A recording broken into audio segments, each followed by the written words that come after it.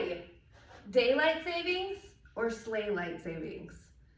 Did you know that the Monday after daylight savings, when we spring forward and lose an hour, there is a 24% jump in heart attacks that following Monday?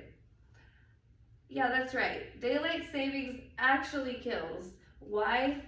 Well, research shows and scientists have said that it has a lot to do with sleep. Today I'm going to talk to you about adequate sleep and how it affects and is crucial for our cognitive function, our emotional and mental well-being, and our physical health. So let's start with cognitive function. Since we are in school together, class together, classmates, did you know that sleep plays a crucial role in memory consolidation? That's one of the things our brain does while we sleep. It consolidates memories. It's a process where newly acquired information is solidified and integrated into long-term memory. So all those late night cram sessions when you don't sleep adequately and you don't remember what you studied, it's because you didn't give your brain the time it needed to process that information. Adequate sleep is also associated with improved learning and learning abilities and problem-solving skills. Better concentration, better attention, being able to solve complex problems. There was a study done by the National Sleep Institute that showed that REM sleep is linked to also creativity, increased creativity. During REM, which is rapid eye movement sleep, the deep sleep, the brain engages in unique patterns of neural activity that contribute to creative problem solving and the generation of novel and new ideas. Lack of adequate sleep can hinder the creative processes. So those are the reasons those are some of the reasons sleep affects or boosts our cognitive function, or we can have a lowered cognitive function if we don't get enough. Next, let's go over emotional well-being and how does sleep affect mental health. Adequate sleep is essential for the regulation of emotions and mood stability. During sleep, the brain processes and consolidates, there's that word again, emotional experiences, contributing to a better emotional resilience and coping mechanisms. We're able to deal more with life when we sleep well. Our brain does a lot of consolidating at night. That's what it's called. Our brains need time our body has to rest so our brain can do the work from the day, is what I'm learning.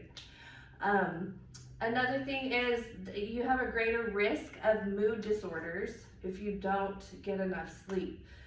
Things like anxiety, depression, even bipolar disorder are all linked in the scientific community. National Institute of Sleep and several other sources will concur and confer that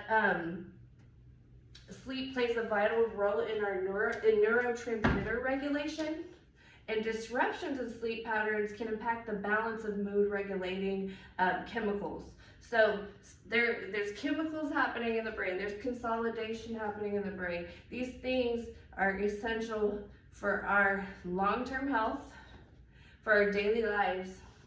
It's really important. Also, let me tell you this one.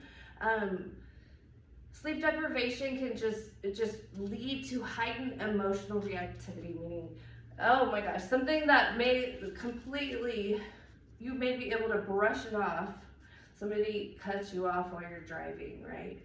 And on a good day when you got good sleep, you're like, well, whatever. I've had those days too. I'm gonna let it go. But maybe if you didn't get enough sleep, you might get a little road rage. You might get angry, start cussing. Your adrenaline starts going, and you feeling angry, and you have to recover from all those emotions that you just had. When really, if you just slept well the night before, you might have been able to reasonably let it go. And then last but not least, I'll just go over quickly a couple of the health benefits excuse me, I'm having a little bit of a technical deal. Okay. So, physical health and sleep. Hormone regulation and metabolic health are attended to while we're sleeping. Sleep plays a crucial role in regulating hormones related to appetite and metabolism. We all want a high metabolism. We want to stay thin or whatever. We want to stay fit. We want our food processed quickly the right way and efficiently, because otherwise we store too much fat, we gain weight, all of that. So it has been correlated that sleep and your hormones that regulate that metabolism, they go hand in hand.